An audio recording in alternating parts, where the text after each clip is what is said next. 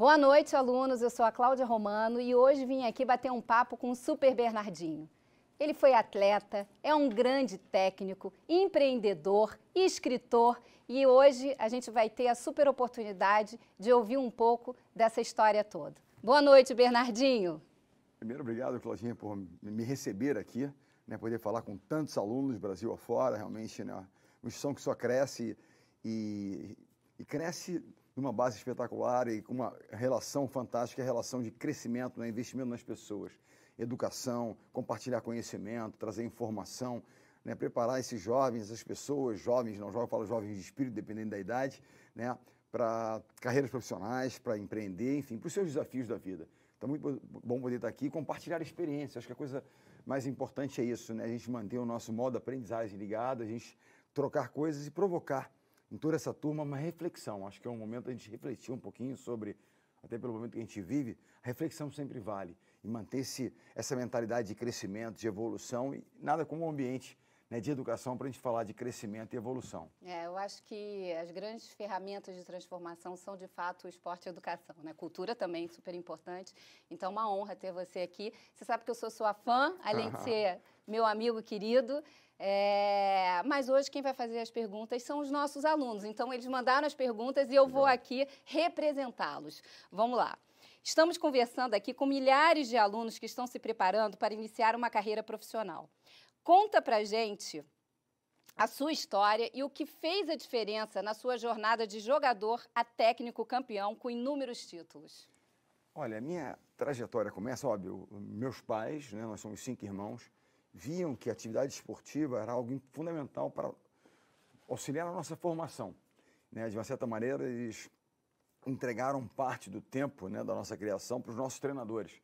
Então, nós fizemos uma série de esportes, obviamente o voleibol acabou sendo mais importante para os 4 irmãos homens, a menina fez outros esportes, o vôlei não foi tanto a praia dela, mas a visão deles e a intenção deles não é que nós nos tornássemos campeões, é que nós vivenciássemos os valores do esporte. Trabalhar em equipe, respeito às regras, disciplina, resiliência, de saber lidar com os nãos, com as derrotas, aprender a se levantar depois de uma derrota, tudo isso era, na mente deles, realmente era objetivo da prática esportiva. Meu irmão mais novo, usou o esporte como uma forma de promover e patrocinar a sua educação. Ele foi para fora estudar com bolsa de estudos, se formou nos Estados Unidos, teve essa oportunidade. Nós sabemos que lá o binômio educação-esporte é muito forte, caminha muito junto, valorizam demais as instituições do esporte. E eu me formei em economia. Nos anos 80, ninguém vivia do vôlei, O vôlei era um esporte quase amador, começa ali um pouquinho do processo de profissionalização. E eu fui estudar economia porque eu queria, dar uma garantia à família, ter uma tranquilidade, uma carreira mais segura que o esporte, naquele momento, não parecia ser. Digamos que eu não tinha, nos anos 80, eu não tive a coragem de encarar qual era a minha paixão e tentar viver dela. Até que em 89, já formado, empreendendo, tinha passado por bancos de investimentos também e tal, e eu tive um convite para ir para a Itália. 89, finalzinho de 89, me ligam da Itália, e me convidam para ser treinador. Eu nunca tinha treinado um time, mas eu tinha algumas características de treinador e tal, isso acabou sendo visto por algumas pessoas, e a minha pergunta interna foi, seria possível viver da minha paixão? Seria possível? E eu fui encarar esse desafio para ver se seria possível. Na Itália, as condições não eram as melhores, o salário era baixo, a situação não era simples, mas era a forma de eu me testar. Eu não sei se eu seria feliz, ou no escritório, ou apenas, Claro que eu gosto muito da questão do mundo corporativo, mas não sei se 24 horas por dia seria a minha praia. Eu gosto demais da quadra, da relação com os atletas, mas você tem muitas dificuldades, como em todas as áreas tem. E aí eu fui empreender no esporte. A minha mentalidade de empreender, eu queria transformar. Fui para um time numa cidade chamada Perugia, onde há uma universidade chamada Universidade para Estrangeiros, Università per Stranieri, como se diz em italiano, que é muito famosa, os estrangeiros vão para estudar italiano em Perugia, que é uma cidade incrível, no centro da Itália, na região da Úmbria, e fiquei lá por 3 anos e meio. Escolheu bem, Eu me fui escolhido, acabei indo por acaso. Mas o fato é que eu encontro uma instituição, um time que vinha com muitas dificuldades, e eu falei, é hora de transformar isso aqui. E de um pequeno time se transformou em campeão da Copa Itália, vice-campeão italiano, e teve uma trajetória grande. Depois, mesmo quando eu saí, depois o time, a instituição, estava bem encaminhada para trilhar um caminho diferente de quando eu cheguei lá. E 4 anos depois eu volto ao Brasil convidado para dirigir a seleção feminina em função da experiência que eu tinha tido na Itália. E ali começa a minha trajetória de 23 anos dirigindo seleções. De 93 a 2016, eu dirigi seleções femininas por 7 anos e a masculina por 16 anos. Né? E ali também a minha intenção era transformar, fazer do voleibol feminino um voleibol mais respeitado, né, referência lá fora. E o masculino, quando eu assumo, já tinha alguma notoriedade, mas eu queria consistência. O esporte, o voleibol, ele fazia muito altos e baixos. Era um ouro em Barcelona, depois caía muito. Foi muito aqui. Nós precisávamos de consistência, sabe? Entregar e mostrar que nós tínhamos condições de estar entre os melhores consistentemente. E é interessante que, sem parar e olhar a trajetória do vôlei masculino do Brasil, nós chegamos em 2001, né, com a nossa comissão técnica, uma geração nova de jogadores. Logo depois da Olimpíada de Sydney, o Brasil era 5º colocado no ranking mundial, nós queríamos chegar no topo. Essa era a nossa intenção. Começamos a trabalhar e tal, e 2 anos depois, em 2003, atingimos a liderança do ranking mundial, de onde nunca saímos. De 2003 a 2020, nós estamos em 2020, eu não estou mais lá, mas estabelecemos uma cultura. A força da cultura talvez tenha sido aquilo que deu essa longevidade e bons resultados. Né? A cultura da integridade, a cultura do trabalho, a cultura do time por primeiro. Acho que tem uma mentalidade de time por primeiro, que o time é sempre mais importante e relevante do que as individualidades. É claro que a gente reconhece o mérito individual, mas é o time por primeiro. Foi uma cultura estabelecida ao longo dos anos. De julho de 2003, nós estamos em 2020, em setembro, a seleção brasileira nunca saiu da primeira colocação do pódio. Não é que nunca tenha perdido, primeiro, é a consistência na entrega de resultados, somatório de pontos que te mantém ali. Eu acho que isso é o grande legado. E essa consistência tem a ver com uma cultura estabelecida. Você para e olha para a seleção de vôlei, lá é uma vitória e tal. Mas você vê dedicação ao trabalho, você vê a questão do senso de coletividade, é um time, né, isso é mais importante do que eventualmente, né, até porque os egos atrapalham. Né? E eu falo disso se as pessoas, o que você gostaria de deixar para os jovens, para as pessoas que admiram o trabalho feito pelas seleções de vôlei? Eu gostaria de deixar um legado de que as pessoas vissem a importância do trabalho, né, do suor transformado em ouro, que é o título do livro. A ideia é essa, de você se dedicar a alguma coisa com intensidade e conquistar aquilo que você quer. É se dedicar aos estudos durante 4 anos para você ter o êxito no final da história. Né? Eu fiz recentemente uma live com o grande campeão de futebol Daniel Alves, um rapaz espetacular, pessoa humana incrível, de uma origem humilde, interior da Bahia, que se transformou num super campeão. Ele disse uma coisa muito interessante sobre êxito e sucesso. Ele vira e fala assim: professor, eu aprendi uma coisa com outro professor, que sucesso é dar o seu melhor todos os dias. E o êxito acontece de vez em quando. Se nós fizermos o nosso melhor todo dia, vamos bater metas, vamos atingir, o êxito ele acontece eventualmente. Você ganha um campeonato, né? Você se forma, são eventos. Mas o sucesso tem a ver com o processo diário, com o dia a dia. E uma coisa que eu acho que é importante, que serve assim um pouco como um recado para os nossos alunos, é que o único elemento que nós controlamos na nossa vida é o trabalho, a dedicação ao processo. Eu não controlo quanto talento eu tenho. Por exemplo, se eu fosse no futebol, o talento é o Zico, não sou eu. Então, eu não tenho talento para aquilo. Mas a única coisa, o Papai do Céu deu um pouco mais de talento para uns, um pouco menos para outros, cada um tem a sua capacidade. Mas nós controlamos a energia, né, a disposição, né, tudo aquilo que a gente coloca no processo de trabalho, seja no treinamento diário, seja nos estudos, seja nossa carreira profissional. Esse elemento nós controlamos, não depende de ninguém. Ser pontual, ser dedicado, ler, se informar, depende de nós. Né? Que não esperemos que os outros façam, né?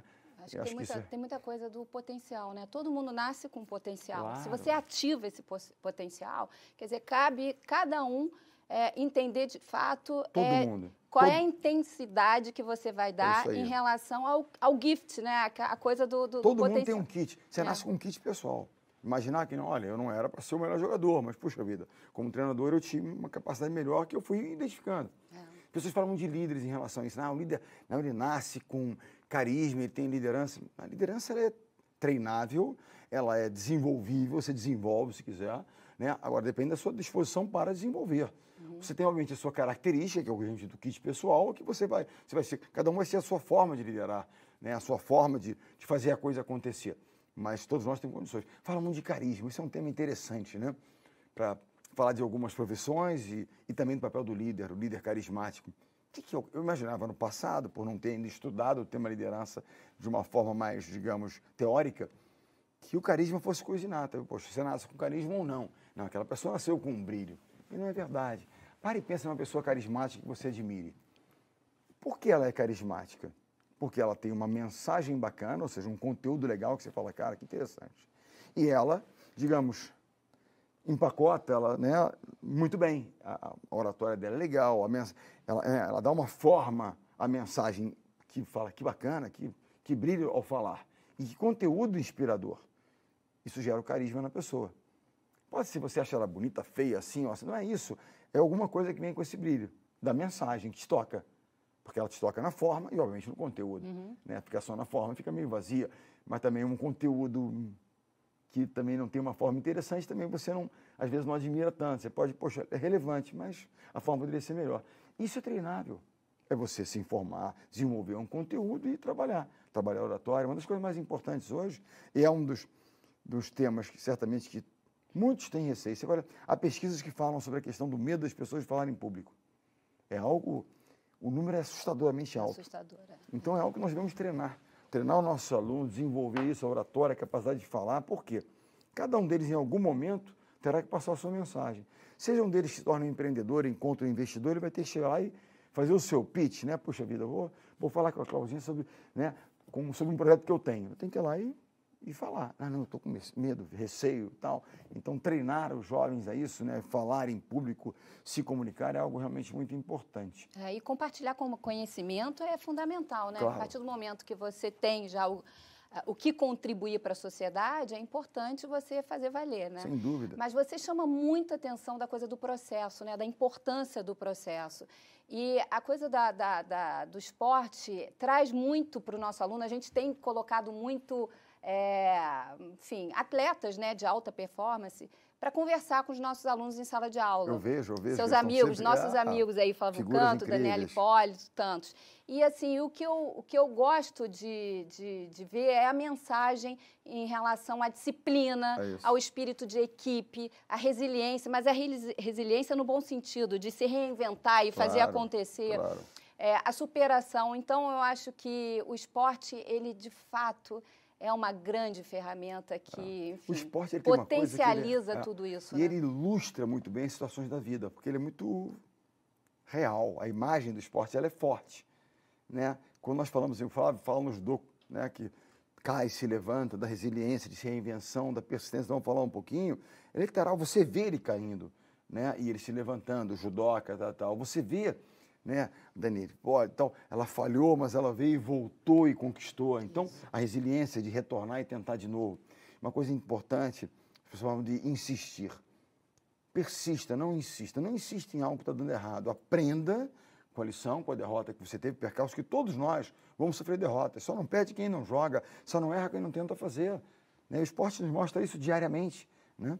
No esporte, a dor era presente. Quem é que nunca disse, olha, foi doloroso o processo, mas nós conseguimos. Às vezes você não tem dor física nenhuma, no esporte ela é literal, ela está ali. Né? Então, não insista, persista. Tendo aprendido com aquele percalço, com aquela derrota, com aquela frustração, você parte de um outro patamar. E aí, com aquela experiência, você tenta de novo. E criar alternativas, né? Exatamente. Acho que a gente tem um exemplo aqui da Laís Souza, que está com a gente esse tempo todo. Uma grande atleta que, de repente, mudou completamente o estilo de vida dela, mas ela seguiu em frente, criou alternativas com todas as dificuldades e limitações. Ela buscou, enfim, situações para que, de fato, ela conseguisse quando você fala de se reinventar. Né? Resiliência. Ela é um exemplo de resiliência. Por que é resiliência? Resiliência é saber lidar com os nãos que a vida te traz. A vida deu um não para ela, forte, duro. Né? O que ela fez? Ela sentou e chorou? Não. Ela sentou e se reinventou. Se reinventou. Então, essa é a questão.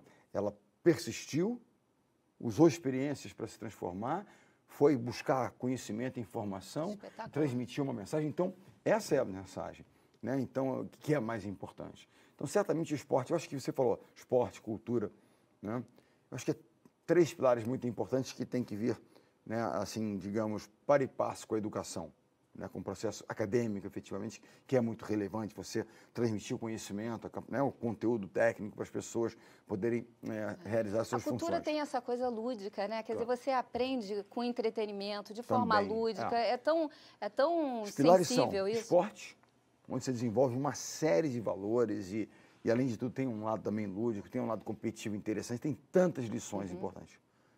Cultura, arte, de uma forma geral, ou seja, cultura, porque também na cultura, eu quero tocar um instrumento, tem que ter disciplina. Você vai, tenta de novo, tenta mais uma vez, aí você erra, vai de novo, vai de novo. Tem que trabalhar em equipe, quando você toca, né, numa banda, ou quando você faz uma peça, você interage com as pessoas, o que quer que seja, né? Aquela história, né, você pensar nos grandes artistas da história, das artes, dos pintores e tal, o quanto de suor é envolvido no processo. Pensam que é apenas a genialidade que aquilo. Não sabem quantas horas de dedicação. É o sortudo, né? Exatamente. Poxa vida. Sempre que eu me preparo muito e aparece a oportunidade, eu tenho uma sorte danada. Agora, se eu não estiver preparado, nossa, que azar que eu dei. Não tem jeito. Preparação é a base. Né? E o terceiro ponto que eu acho que é muito importante, cada vez mais, né, vocês estão dedicados a isso, que é a área do empreendedorismo. Ou seja, capacitar as pessoas para empreenderem. Não é só para se tornar executivos e tal, ok, é importante, mas também poderem, né? Tem pergunta aqui sobre isso. Olha a pergunta aqui de um aluno aqui.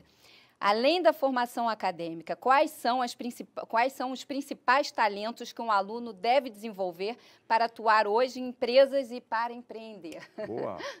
Primeira coisa é saber se comunicar. É poder passar a sua mensagem, a comunicação é algo fundamental. Segunda coisa é desenvolver a disciplina.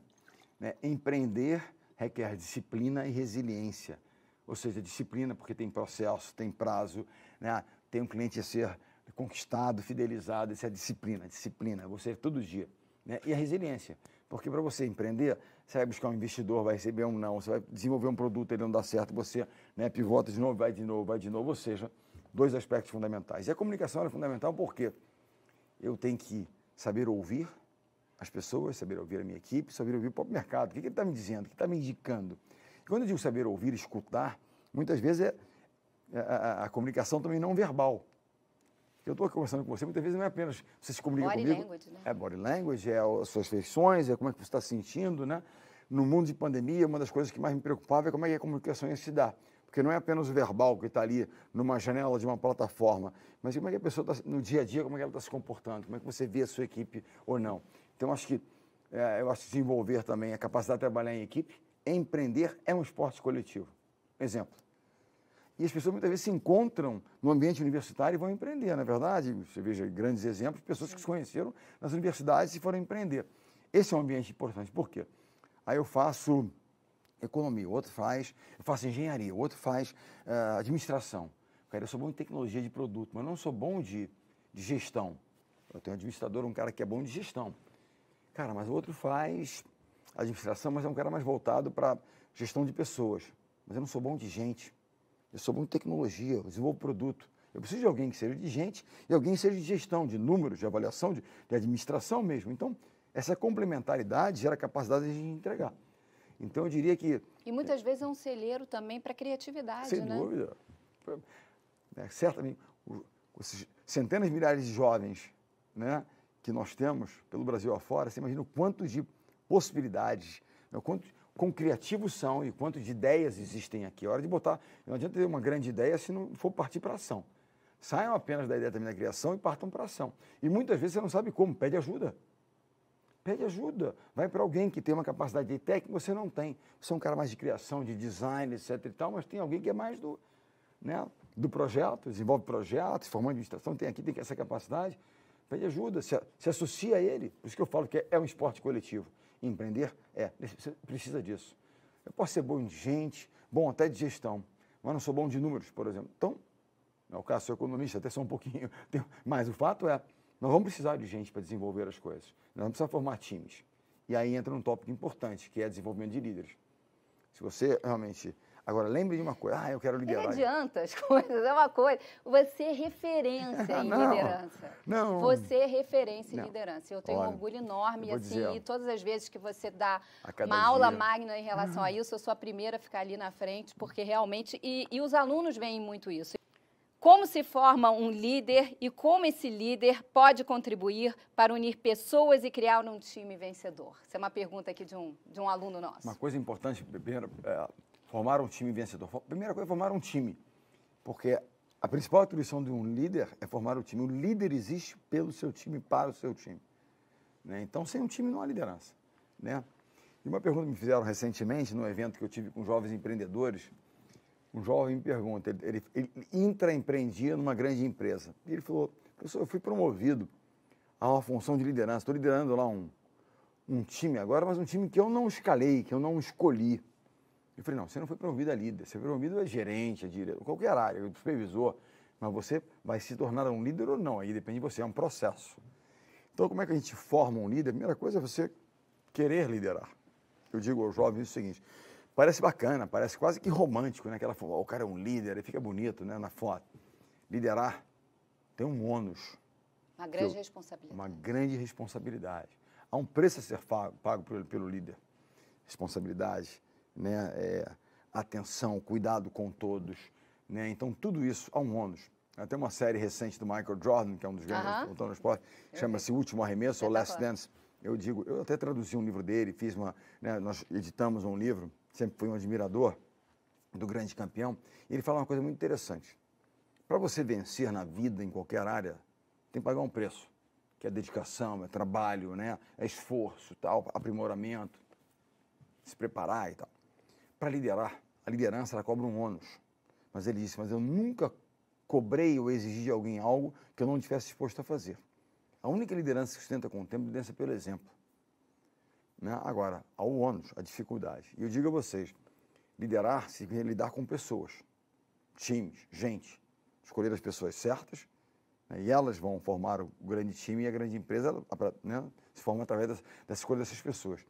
E as decisões e as atribuições mais difíceis dos líderes têm sempre a ver com gente. Não é, por exemplo, nós estamos sentados aqui para fazer um projeto, aí tem uma cor aqui de uma coisa que vamos lançar, decidir a cor pode ser tecnicamente complexo. Eu gosto mais do azul com verde, não, eu gosto desse azul um pouco mais assim, ok. Mas decisões difíceis são relacionadas às pessoas. Então, você tem que cortar alguém. Você vai dizer à pessoa que ela não será promovida, que ela não vai receber um bônus, ou que ela será promovida, bacana, legal, ou que ela vai... Mas quando você põe gente na história, onde a coisa realmente toca, é difícil, né? Então, primeira coisa, se você quer se liderar, tem que saber lidar com pessoas e gostar de pessoas. Mas não é apenas gostar no sentido, até o pessoal brincando. Não, se apenas gostar de pessoa fosse atribuição, um canibal seria um bom líder. Um dia me disseram isso, eu achei massa.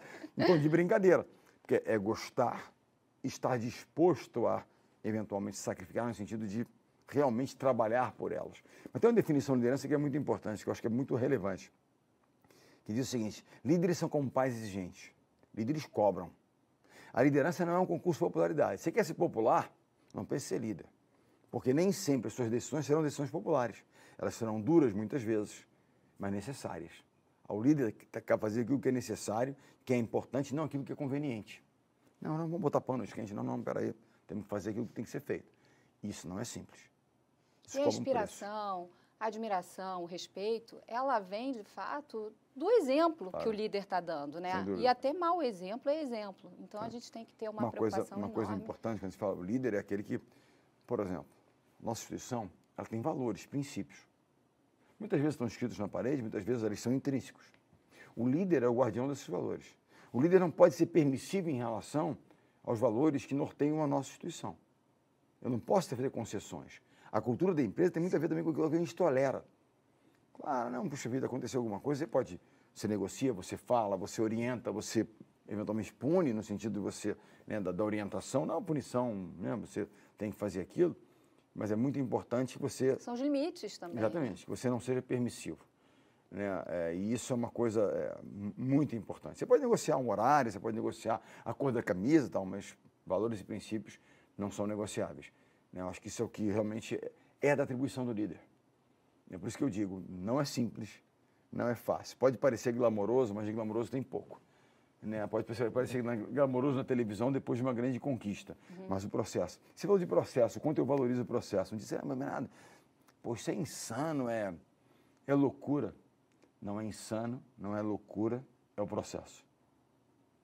E você conseguiu uma coisa assim que é, enfim, um equilíbrio que é muito especial e precisa ter muita madureza, precisa estar muito maduro para isso, né? Você, lá no início, quando você abriu mão da economia e foi para o esporte, você foi por paixão, né? Quer dizer, escolheu aquilo que de fato fez o seu coração vibrar. É isso. Mas não abriu mão do processo, da disciplina, quer dizer, tudo isso junto, quer dizer, ativa aquela coisa do potencial que a gente estava comentando, cada um tem, né? Eu acho, as pessoas às vezes, por exemplo, estou fazendo um curso.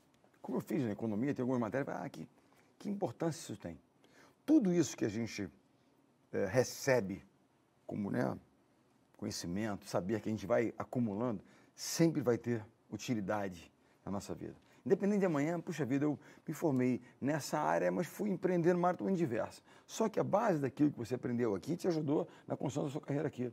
Me formei em economia, nós usamos números estatísticos permanentemente. Então, uma série de coisas que foram da minha base, né, digamos, de preparação universitária lá atrás, me serviram para o processo hoje em dia. E sempre servem. Te abrem caminho, abrem portas. É claro que você pode migrar, se identifica mais com outro curso, faça, por favor, não tenha constrangimento em buscar, né, caminhos, como eu acabei depois fazendo, depois de me formar. Mas eu digo sempre, né, eu vou abandonar porque, às vezes uso um exemplo, né, mas são exemplos fora da curva e eles são raros, não são a regra. Não, porque o Mark Zuckerberg, né, do Facebook, ele largou a universidade. Mas você conta nos dedos de uma mão. Eventualmente acontece. Poder concluir, porque quando você não conclui, não, eu vou fazer e tal, tem muito a ver também com demonstrar falta de disciplina. Isso. Demonstrar falta de determinação. Eu vou largar. Frustração também. Né? Não, peraí, é difícil, mas não é simples não. Né? Poxa, eu estudo aqui, à noite eu trabalho e tal. O quanto isso vai gerar de valor depois na sua vida, você vai dizer, cara, eu fiz por isso. A gente, com a plataforma de esporte, a gente já formou milhares de atletas ao longo desses anos todos. Atualmente, são 500 atletas que estudam com a gente, buscando uma formação superior. E eu não me esqueço, um grande exemplo, que é a Sandra Pires, né? A nossa querida, que se formou presencialmente em educação física. Vôlei de praia. Campeã olímpica, enfim. E ela fala com tanto orgulho, eu tenho uma formação superior. Ela fala isso, o quanto isso foi importante, foi um divisor de águas para ela, mesmo já sendo uma grande campeã. Você vê, vários desses atletas têm esse sentimento, eu sei que todos eles têm. Porque é uma vida difícil, atleta e tal, e muitas vezes alguns usam a desculpa de que o esporte é algo que exige muito e que não conseguem fazer. Hoje vocês, né, dão condições e são parceiros e tal, e o orgulho que eles sentem quando conseguem vencer esse desafio. Que muitos, e eu digo isso, não há desculpas para não. Que hoje você tem plataformas, a distância te permite um pouco mais de flexibilidade, etc. e tal. E eu digo sempre isso aos nossos jovens. É verdade. Estão usando como desculpa e não procurem álibis e desculpas. Dá para fazer. Né? E o orgulho, isso gera o que a gente chama de senso do merecimento. Sabe aquele jovem? Porque você fala que orgulho, né, dele ser um campeão e depois conseguir uma formação superior. Imagina quantos desses milhares de jovens que estão conosco aqui agora são os primeiros universitários das suas famílias. Sim. Olha que orgulho. Que orgulho ainda muito maior do que para um atleta que às vezes tem uma condição melhor do que esse. Só fortalece, né? Só fortalece. As habilidades, as competências. Isso gera uma coisa que eu chamo de senso do merecimento. Você vai para o mercado dizendo assim, eu sou merecedor.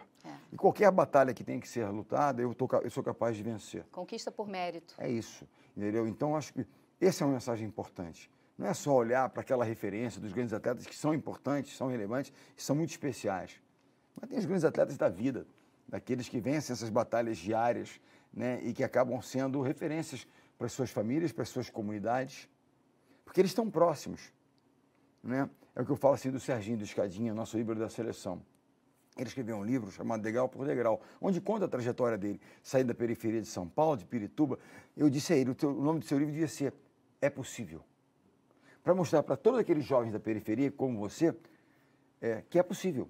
Com uma oportunidade, com muita determinação, com muita, né, vontade, persistência, você pode conseguir. Esses exemplos são importantes, muito importantes. Eu tive em campos, né, nossos, em Salvador, em Fortaleza, nós rodamos no Nordeste e tal, e eu vi jovens de origem humilde que estão lá se formando à noite, trabalham durante o dia lá, e pensando o quanto eles são referência para as suas comunidades. O quanto eles são referência para as suas comunidades. Isso é muito importante, tem um papel social importante, porque é possível. E aí, quando a gente fala de transmitir conhecimento, né? Quando uma palavra sua para um jovem desse faz toda a diferença, muda a vida. Muitas vezes, eu já ouvi várias mensagens em relação a isso. E eu adoro quando você fala dos seus atletas, adoro quando você fala deles. E, por um acaso, tem uma pergunta de um aluno aqui, perguntando o seguinte: e na visão do indivíduo que faz parte de um time, como cada pessoa pode contribuir melhor para os resultados? Eu acho que a coisa mais importante quando você pensa em formar um time no esporte, para empreender. Sabe quando você falou ali atrás sobre, né, a carreira e tal? E sabe qual é a pergunta mais importante? A primeira pergunta que você deve fazer quando você vai criar algo. Nós temos uma ideia aqui de criar um novo projeto aqui, etc. Tal. A primeira pergunta é com quem? Com quem que eu vou? Não é nem como nós vamos fazer, nós vamos ver como a gente vai fazer, mas é com quem. Portanto, é o time.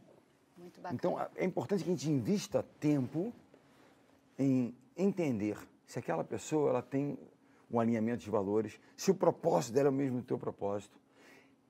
Que bom que a gente discorde em algumas estratégias e tal, porque com isso é complementaridade. Você tem uma capacidade mais criativa do que a minha, eu sou um cara mais dedicado assim, a um processo, disciplina. Então, que bom que exista isso, porque isso é o brilho do time, a complementaridade de talentos. Mas há um alinhamento de valores, nós entendemos a importância do time, integridade, transparência e tal, comunicação, trabalhar. E nós temos um propósito em comum, é lá que a gente quer chegar. Mas com quem é a coisa mais importante? E quando um atleta, um indivíduo, se destaca mais que o outro, como é que o líder conduz isso? Eu acho uma coisa... Porque tem a coisa da meritocracia, às vezes sempre. O indivíduo, ele de fato, ele se destaca porque ele se dedica mais, Claro. porque ele vai além, Mas enfim. qual é a atribuição daquele cara que se destaca? E o mercado vai reconhecer isso. A meritocracia, ele vai ser um cara que vai ter um contrato melhor. É natural. Os prêmios, eles serão divididos, porque tem um esforço de todos na história. E é natural e é justo. É meritocracia. Mas eu digo sempre isso. Qual é a grande atribuição desse grande talento que se destaca? Ele tem que fazer com que o time jogue melhor. Não adianta apenas uma boa atuação individual, porque ele tem um talento, ele se dedica, ok, ele tem uma boa atuação. Mas ter uma boa atuação e não compartilhar esse talento, essa capacidade com o time, ou seja, não conseguir fazer com que o time todo eleve a sua capacidade de entrega, não resolve muito. Ele tem que entender que a simples presença dele e tal tem que fazer com que o time melhore. Geralmente os que têm empatia fazem a diferença, certeza. né? E é muito importante que esses caras tenham. Você perguntar, qual é o grande inimigo na formação de um grande time? Egos e vaidade fora de controle. Quando esse cara começa a achar que é especial. Eu sou o cara, sem mim nada acontece. Aí mora o perigo. Tem um livro chamado Ego, Seu Inimigo, né, de grandes generais, de grandes líderes que pelo ego acabaram cometendo erros e falhas, tendo derrotas, né, terríveis. Por quê? Porque deixaram que o ego tomasse conta do processo. O cara que se destaca, o cara que tem uma capacidade a mais e que vai e tal, ele tem o mérito do reconhecimento, mas ele não pode permitir que o ego dele, né, inviabilize ou, né, incapacite ele de ser o jogador do time, porque ele é um jogador do time. Por melhor que ele seja, ele não vai conseguir nada sozinho. Tem uma frase, um pensamento do Michael Jordan que é verdadeiro. Ele levou 6 anos até ganhar o primeiro título dele. Quando ele entendeu que, por mais que ele fosse o melhor jogador, o cestinha, né, dos campeonatos, ele só ganharia se ele tivesse uma estratégia mais coletiva, se ele se envolvesse mais com o time. E quando ele percebe isso, ele se tornou apenas uma vez, mas 6 vezes campeão. Mas ele diz o seguinte, eu posso até ganhar uma partida. O grande talento, ele vai e ganha uma partida, mas jamais ganharia um campeonato. Que para ganhar um campeonato é preciso de um time. Há um outro pensador moderno, eu aconselho aos jovens que leiam livros de Simon Sinek. Simon Sinek escreveu 4 livros. O primeiro livro chama-se Comece pelo Porquê. Qual é a nossa causa? Qual é o nosso propósito? Pessoas falam muito em disciplina, né? Ah, disciplina, você acordar cedo, fazer. Steve Jobs dizia isso. Você será mais disciplinado quanto mais forte for o seu propósito. Se o nosso propósito é muito forte, nós não vamos nos importar de acordar cedo, de dormir tarde, né? Trabalhando por aquele propósito. Se nosso propósito é fraco, se a nossa causa não nos move, você não vai acordar cedo, você não vai dormir tarde, não. Ela não te empolga, ela não te inspira. Quando ela te inspira, então comece pelo porquê. E há um TED muito interessante, que você tem que assistir, que é um dos TEDs mais vistos, né, naquele programa de entrevista, naquele de pequenas palestras do TED, chama-se Golden Circle, o Círculo Dourado, que é do Simon Sinek. O segundo livro do Simon Sinek, e aí até entrando no tema da liderança, se chama Líderes Comem por Último, Leaders Eat Last. Vai dizer o seguinte, os líderes privilegiam o time e depois comem. Primeiro o time. É da função do livro. O terceiro livro, que é um pequeno livro, ele é realmente pequenininho assim, Juntos é Melhor. É uma fábula de 3 jovens, 3 crianças, que passam por uma série de desafios, mas contando que juntos eles conseguem passar, falando do conceito de time. Né? E é interessante que esse livro, no original em inglês, aqui no Brasil as editoras não conseguem fazer. Simon Sinek é um cara tão especial, com uma visão tão uma filosofia bacana de vida, sabe, de time, da importância de valores fundamentais. Nesse livro original em inglês, você arranha assim uma das páginas e sai um perfume. Ela exala um perfume. Ele fala que é o perfume do otimismo. Ele fala a importância de ter um otimismo realista sobre as coisas. E o quarto livro dele chama-se O Jogo Infinito, para dizer o seguinte: não é um jogo que termina aqui, não é um ano letivo, é um processo. É a vida toda, né? Não é só me formei aqui, mas o processo continua depois. Vou usar isso, vou usar minhas relações, vou fazer uma pós-graduação e eu vou seguir, eu vou me preparar, ou seja, é um jogo infinito. É um infinito até que, enfim, né? Mas assim, para ter essa noção de que não é uma partida, não é um ciclo olímpico, tem muito mais envolvido, que é um legado que a gente quer construir, deixar e seguir em frente. Ele fala do conceito do jogo infinito. Fala um pouco sobre foco no propósito, foco no resultado. O que vem primeiro? Acho que é o propósito, né? O propósito é o que move aqui o dia a dia, né? Tudo bem, eu posso estar aqui, etc e tal, mas se eu não entender, não tiver força lá, muitas vezes aqui eu vou me perder, eu não vou ter o foco necessário. Algumas coisas importantes de foco. Eu falei que resiliência, né, você saber lidar com os nãos que a vida te traz. Ou a gente senta e chora, ou a gente vai, se reinventa e tenta de novo. E é o que nós vamos fazer, levantar e seguir. A disciplina é saber dizer não para as pequenas distrações e manter o foco naquilo que é importante. No propósito que está na frente e no resultado do dia a dia. E quando eu falo do resultado, não é só... Eu digo sempre isso, não adianta focar no placar. O placar determina como é que está o teu resultado. O placar não se move se você não focar na sua ação diária. Se eu não focar na minha ação, o placar não vai se mover. Ele só se move se eu fizer a coisa correta aqui. Então, eu digo sempre isso. Foque em duas coisas. Naquilo que você tem controle sobre, naquilo que você... Não adianta eu focar em algo que eu não tenho controle. Não, Bernardinho, tal. Como é que eu falo? Eu não tenho como resolver a pandemia, mas eu tenho como reagir, né, no meu dia a dia, questões relacionadas à pandemia. Eu simplesmente sento, fico desesperado, porque tal, ou eu reajo fazendo aquilo que eu tenho controle, que eu posso fazer. Em momentos de crise, todos nós passaremos por crises diversas, espero que nada como isso que a gente está vivendo se repita, mas teremos crises. Uma coisa é certa, que novas crises virão de formas diferentes, magnitudes diferentes. Foque naquilo que você tem controle e naquilo que é importante, realmente importante. Queria que você deixasse uma mensagem em relação a preconceito, porque, enfim, muitas pessoas sofrem, né, ao longo da sua jornada preconceitos. Como ignorar o preconceito e também deixar uma mensagem em relação à compaixão e empatia. Eu acho que, se você perguntar, né, falamos de liderança aqui, há uma característica e que se torna uma ferramenta que você tem que desenvolver, que é a empatia. Né? Realmente se colocar no lugar do outro, tentar... Uma vez, quando eu, jovem treinador, muito tempo atrás, eu era assistente técnico, fui na primeira experiência, assim, do Bebeto de Freitas, falecido, nosso querido treinador, e eu fui a uma Olimpíada com eles. E nós tivemos um debate da comissão técnica, discutindo alguns temas. Eu ainda era jogador, estava migrando, mas ainda era jogador, mas estava na comissão técnica naquele momento. E aí um médico vira-se para mim e fala, nesse debate, você tem que deixar de pensar como jogador, agora você é treinador. Eu parei, pensei, olhei para ele e disse, eu não quero nunca deixar de pensar e de sentir como o jogador sente, ou seja, de pensar como eles, para poder entender como eles estão se sentindo. Porque se eu deixar e me distanciar, eu nunca vou saber exatamente como é que eles estão se sentindo. Né? E eu vou perder essa capacidade de ter empatia com eles, eu não quero perder isso. Eu sei que eu tenho uma atribuição, mas eu quero tentar sentir isso. O esporte, é claro que você vai ver, eventualmente a gente vê isso, né? Preconceitos aqui ou ali. Mas o esporte, se parar e pensar, não é um mundo perfeito, porque não existe um mundo perfeito. Mas certamente é um mundo onde você aprende muito. Eu, muito jovem, muito menino, aprendi coisas interessantíssimas. Uma família de classe média, que depois meu pai cresceu na carreira, uma classe média alta, com todas as condições, sem nenhum luxo, mas com todas as condições. O esporte me apresentou as pessoas das mais diversas origens. Isso é espetacular. Raças, origens diversas, preferência. Eu conhecia todos e convivi com todos. E não me importava o background, né, a origem daquela pessoa ou não. Eu queria, ele é meu parceiro, eu quero estar com ele, ponto.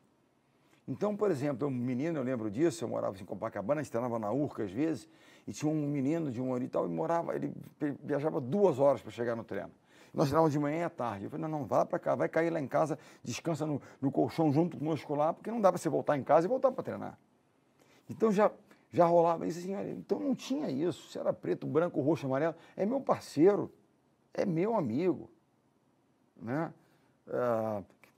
E todo e qualquer tipo de diversidade no esporte, você aprende a conviver com aquilo ali e você cria empatia, relações, proximidade, literalmente ali. Assim, eu às vezes tenho dificuldade assim, porque eu não olho para isso, eu olho para o caráter da pessoa. Né? Ela é minha parceira, ela tem um seriado chamado Band of Brothers, né? Que é um grupo na guerra, na Segunda Guerra Mundial. Ele é meu parceiro na batalha. Isso é que me importa. Ele vai lutar por mim, né? Ele vai morrer por mim no sentido de dar o sangue por nós. Como é que é, não é? Que tipo de credo ele tem, se ele pensa, se é da religião X. É dele, que bacana, faça isso. Né? Eu agora, lá na nossa quadra, eu botei uma biblioteca. Eu tô querendo a disciplina da leitura. Né? Falo sempre sobre. Muitos dos nossos alunos, eu tenho certeza, que têm dificuldade em ler. Eu gostaria de ler mais. Aí eu lanço um desafio para eles, para esses que têm a dificuldade. O desafio é o seguinte: quando terminarmos aqui, hoje à noite, chegar em casa, faz a sua lista do a fazer amanhã. E coloque como meta amanhã ler 10 páginas. Naquele intervalo, na hora do almoço, ali que você tem, leia 10 páginas de um livro que você acha que é bacana. Se não gostou, muda para outro livro, não tem problema não. 10 páginas. No final do mês, eu terei lido 300 páginas. Li um bom livro, 2 livros menores, metade de um livro grande. No final do ano, eu terei lido 12 livros. Além do material acadêmico, então eu vou ter lido. E aí você vai desenvolvendo o hábito de criar disciplina para. Amanhã vai e de novo. No só fazer à noite 10. E tica, né, faz o ok, né, fiz as 10 de hoje. E se você não fez, esses 10 já foram. Que prazer quando a gente consegue conquistar, né? Exato. E essa pequena conquista... é um exercício, né? Falou. É o exercício. Essa pequena conquista vai ser, eu fiz. Vai até lembrar que eu falei com ele aqui, falei, Bernardinho, hoje eu entreguei 1-0 para mim. Aí vai amanhã, vai depois. No final do mês, ele vai mandar uma mensagem para nós. Li um livro, 300 páginas, estou encantado, quero ler outro. Quero ler mais um. Né? Nós colocamos lá e a gente está instigando, fazendo tal, e criando, né, um pouco dessa isso a gente rotina. Controla, né, Bernardinho? É só isso que a gente controla. Né? Isso a gente controla, depende né? da gente. O exercício, enfim, o processo. É claro que às vezes o estímulo é importante, por isso eu digo também uma mensagem aos nossos professores. Eles são como, né, o treinador, o personal trainer de alguém, eu preciso um pouco mais de estímulo. Você pega alguém que te estimule. Você sabe o que você tem que fazer, mas às vezes sozinho você precisa de alguém.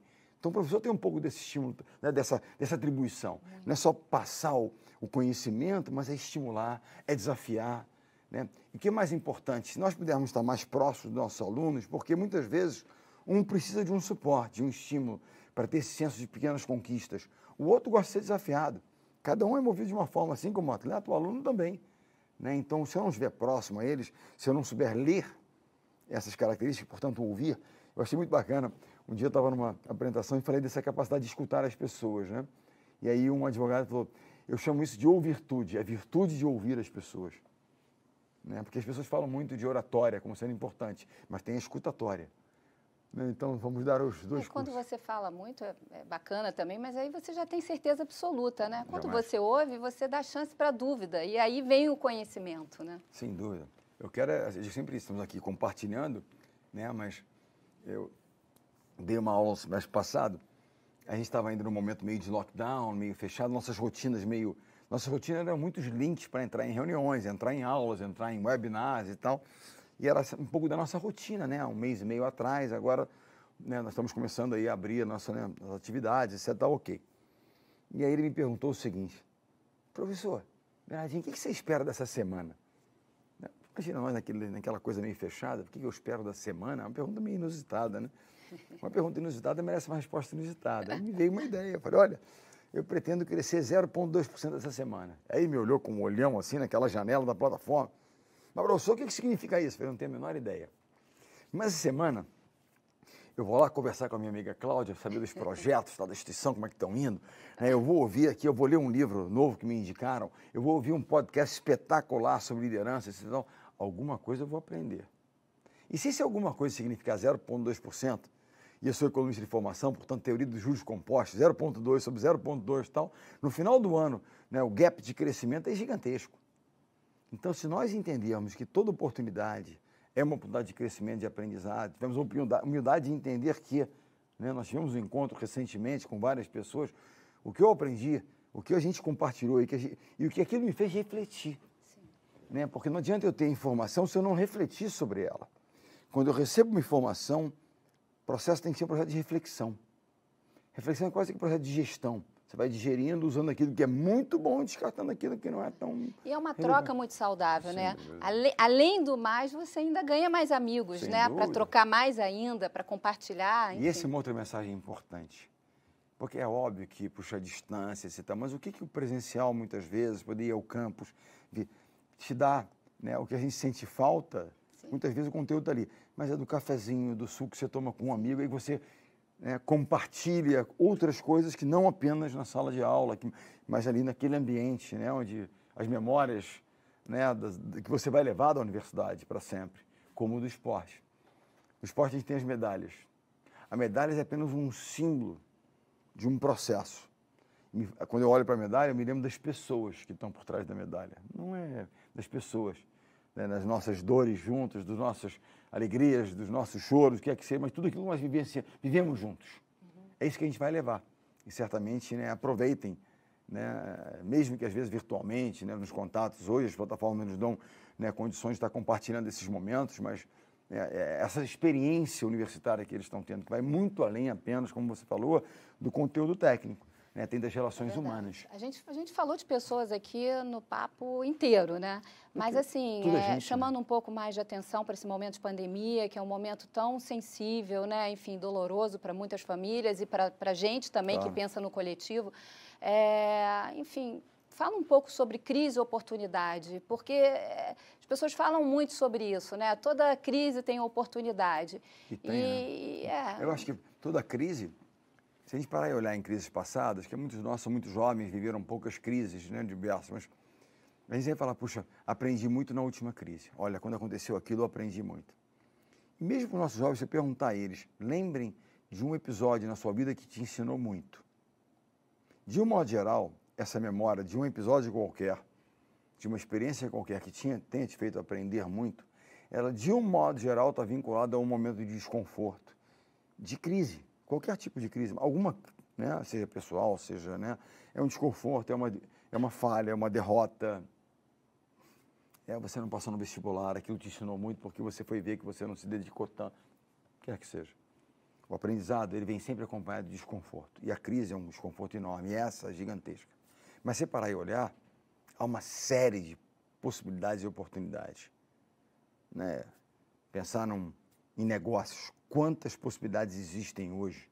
Negócios que eram totalmente offline, eram presenciais, tiveram que se transformar, aprender a lidar com o mundo tecnológico. Com mais aulas aqui, né? Exatamente. Os professores têm que aprender a lidar. Como é que eu vou estimular, fazer, divide em grupo, põe em salas e tal, compartilha, convida eles a falarem para que eles possam estar mais conectados aqui. Conexão é o nome da batalha aqui, do desafio. Conexão. E de momentos de crise, as pessoas têm que se sentir relevantes e sentir cuidadas. Portanto, conectem-se. Não usem a desculpa do distanciamento físico como desculpa para não se conectar, porque há possibilidades hoje. Todos nós, né, já vinha acontecendo uma evolução tecnológica que se transformou numa revolução, porque a crise fez com que a velocidade de transformação fosse ainda mais rápida, né, ela se potencializasse. Mas mesmo aqueles que não estavam, né, familiarizados com plataformas e com distância, hoje se familiarizaram. Né, e toda mudança, ela gera desconforto, mas ela é fundamental, ela é importante. Então, eu acho que o mix dessas duas experiências, a presencial com a distância, é o grande barato dessa história. Nós vimos que podemos transmitir conteúdo espetacular à distância. E sentimos falta também do contato. Sim. Então, esse mix, ele é genial. Né? E que aconteça de vez em quando, não, eu vou na distância aqui, mas eu quero eventualmente poder estar compartilhando fisicamente, então vamos fazer. Então, acho que mais uma vez, a pandemia nos trouxe foi possibilidades. E mostrou que há muitas possibilidades, que nós somos capazes de lidar com isso. Eu tive um papo muito interessante com uma empresa que não fazia muito marketing, porque é uma empresa de sucesso, restaurantes com filas, etc. e tal, tal, tal. E aí as pessoas sempre diziam, não, o nosso marketing é a nossa fila, é o boca a boca. Só que o boca a boca das filas, ela recebeu um não, olha, tem que fechar. O boca a boca teve que ir para o digital, para a distância. Se a nossa presença, a presença desse negócio, desse business, não estiver no digital hoje, as pessoas vão esquecer dele, não tem boca a boca. A boca a boca, ela migrou para o mundo digital. Falando um pouco também, voltando aqui à questão das modalidades do esporte, Olimpíadas, nesse momento, enfim, o mundo precisou cancelar. Enfim, como é que você vê isso? Eu vejo assim, claro que... Em relação ao investimento, acho que é bacana até falar uma instituição de ensino como a nossa, né, que tem uma preocupação enorme de apoiar em todas as frentes, né, o esporte, e não abre mão, mesmo no momento crítico desse, quer dizer, continuou, preservou. Acho que é bacana também falar sobre o investimento dessas empresas em relação, né, e o bacana da instituição ela ter permanecido, porque você fala, poxa, é uma crise, você tem que cortar, fazer, é porque a plataforma de esporte, de responsabilidade social da instituição, é um propósito muito forte, que não é uma crise que vai fazer com que vocês desistam daquilo que faz parte do propósito como um todo. Então, vocês vão persistir e vão continuar e vão fazer. Quando chega a pandemia e chegou-se à conclusão que a Olimpíada teria que ser adiada, é claro que no primeiro momento as pessoas preocupadas, pois os investimentos vão diminuir, atletas estão se preparando, estão para julho de 2020, aí para um não só em 2021. Você não tem como lidar com, no seguinte aspecto, você não tem como resolver a questão. Tem que ser adiada, ponto. Questão de segurança, de saúde, né, de integridade das pessoas. Então, ok. Você tem como lidar, como você reagir a ela. Ou você entende isso, pô, vida, um ano a mais, eu não tenho condições. Ou você entende, eu tenho mais um ano para me preparar. Que oportunidade que eu tenho? Eu posso me desenvolver e chegar em 2021 ainda melhor, com condições de conquistar ainda mais. Esse tem que ser o mindset, esse tem que ser a mentalidade. E foi assim que eu e Bruno, meu filho, que capitão da seleção de vôlei, que estavam preparando para a Olimpíada, classificados ali, uma das equipes favoritas ao ouro, a mensagem para o grupo é essa, e a mensagem que ele disseminou. Teremos mais um ano para desenvolver o nosso time e chegarmos no Japão em 2021 com condições de entregar mais. E essa tem que ser. Hoje a gente sentava e chorava, a vida perdia a chance, hoje a gente encara isso. É mais um ano de trabalho, para que a gente chegue lá melhor que os outros. Porque aqueles que não fizerem, nós estaremos fazendo. Nós estaremos nos preparando. E eu acho que isso é como podemos reagir, né, a essas decisões sobre as quais nós não temos domínio, dessa maneira. Ou de uma maneira, né, de entrega. Não, poxa vida, não quero mais e tal. Olha o Robert Scheid, lá mora na Itália, ele, já na boa idade, chegando, já no limite, ele lá em busca de mais uma medalha. Simplesmente treinamento, dedicação, ou seja, ele sabe o que é importante fazer e que cabe a ele fazer. Ele focou naquilo que era a única, né, a alternativa que ele tinha. Eu vou conseguir me desenvolvendo, não vou olhar porque eu vou ter mais um ano, minha idade já está pesando, vai ficar mais difícil. Que fique mais difícil, mas eu vou estar mais preparado para enfrentar mais dificuldades. Né? Então, é essa a mensagem. Não é simples. Né?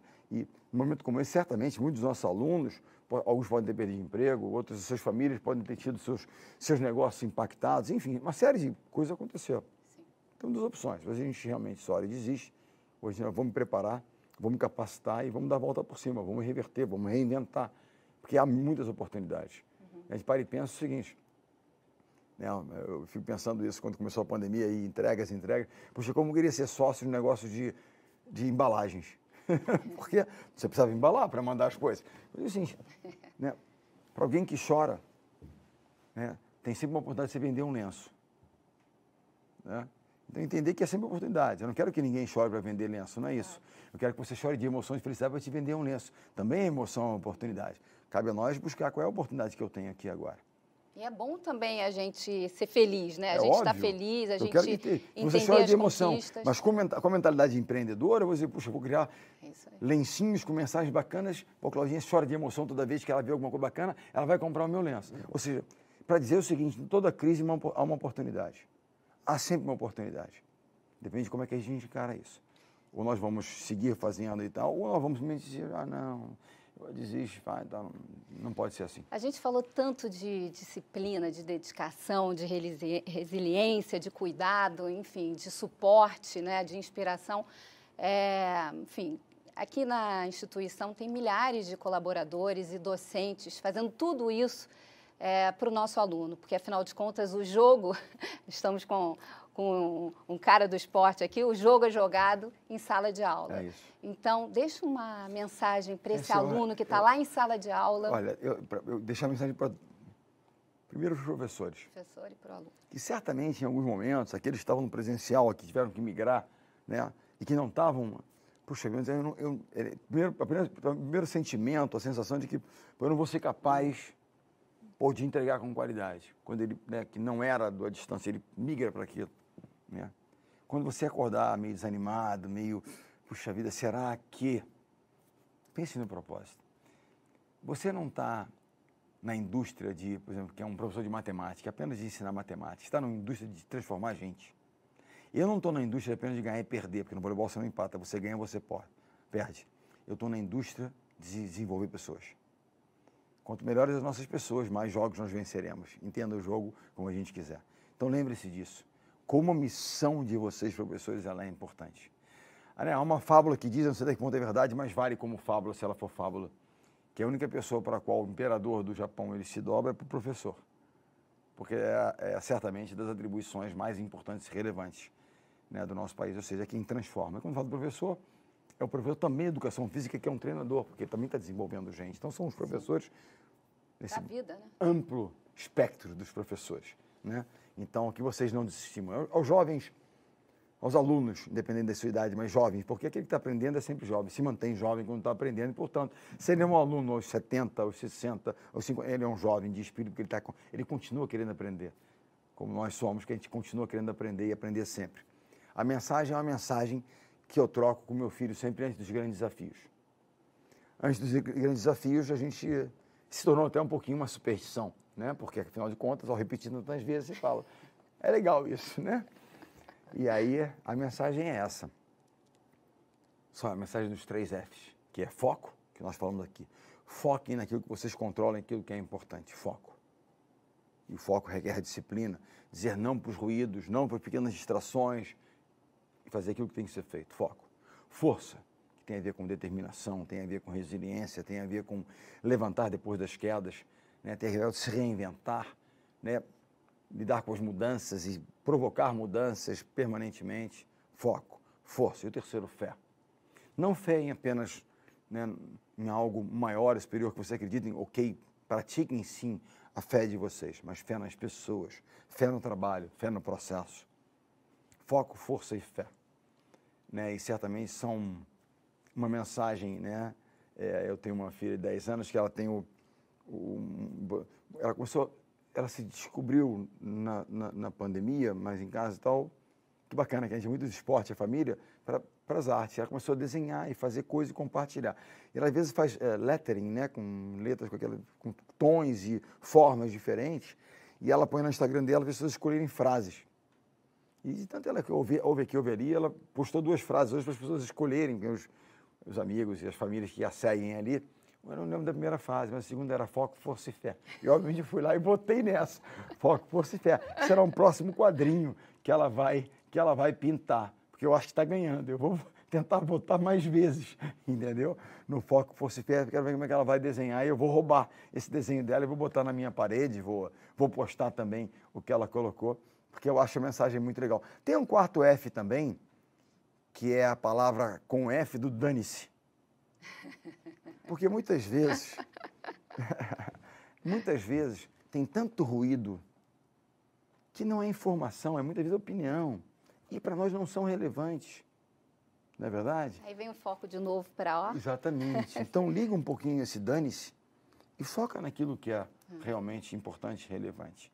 Né? Deixa um pouco de lado, porque isso vai tirar, né, um pouco da nossa disciplina, etc. E tal, e vamos fazer aquilo que a gente realmente... aquilo que nos cabe fazer, né? E aquilo que é relevante. Isso é uma coisa que é muito importante. As pequenas conquistas que geram esse sentimento de fiz. Sabe quando você vai lá e olha para a sua agenda e fala assim, você ticou e falou, essa eu fiz, manda a próxima. Né? Claudinha, estamos aqui, fizemos essa, qual vai ser a próxima? E estamos pensando na próxima. Eu tenho uma limitação que eu gostaria de dizer aos professores e aos alunos que não aprendam comigo isso, porque eu realmente, se eu fosse dar um conselho para mim mesmo, 20 anos atrás, 30 anos atrás, eu diria o seguinte: comemore um pouco mais as pequenas conquistas e as conquistas de qualquer natureza. Né? É uma forma assim meio que você concluir ciclos. Né? Divirta-se um pouco mais nessas comemorações. Eu tenho uma grande dificuldade, sempre pensando na próxima. Acho que a maturidade vai trazendo essa sabedoria até de você relaxar um pouco, 24 horas, para depois começar tudo de novo, né? E sabendo que, né, que você vai começar de novo, e você sabe que você precisa começar, e começar ainda melhor. Mas permita-se. Eu estou trabalhando isso para melhorar. Querido. 24 eu não consigo, talvez umas 8 horas. Você é demais. É o que eu consigo. Não. Você é demais. Eu tenho que melhorar muito.